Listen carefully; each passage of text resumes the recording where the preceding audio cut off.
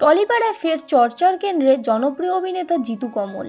তবে এবার কোনো রোমান্টিক গল্প নয়, বরং একেবারে অন্যরকম চমক। জিতুকে নাকি এবার দেখা যাবে চোর চরিত্রে। আর এই চাঞ্চল্যকর তথ্য ফাঁস করলেন স্বয়ং পরিচালক অগ্নিদেব চট্টোপাধ্যায়। সম্প্রতি এক সাক্ষাৎকারে অগ্নিদেব জানিয়েছেন, তার আসন্ন প্রজেক্ট জিতুর চরিত্রটি একেবারেই আলাদা। সাধারণত সফট রোম্যান্টিক বা সিরিয়াস ভূমিকায় দেখা গেলেও এখন দর্শক দেখবে জিতুকে এক রহস্যময় বুদ্ধিদীপ্ত চোর রূপে।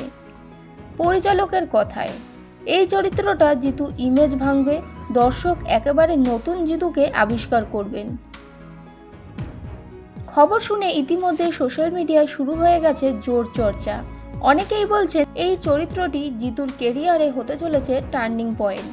শোনা যাচ্ছে ছবির গল্পে মূল আকর্ষণের কেন্দ্রবিন্দু নাকি হতে চলেছেন এই ছবির পুরুষ চরিত্ররাই। গুরুত্বপূর্ণ চরিত্রে থাকবেন শঙ্কর চক্রবর্তী, জিতু কমল ও রাজেশ শর্মা। তবে পুরুষ চরিত্র ছবির মূল কেন্দ্রবিন্দু হলেও ছবিতে নারী চরিত্রও থাকছে। ছবিতে দেখা যাবে অঞ্জনা বসু, মানসী সিনহা ও দেবলীনা কুমারের অভিনয়।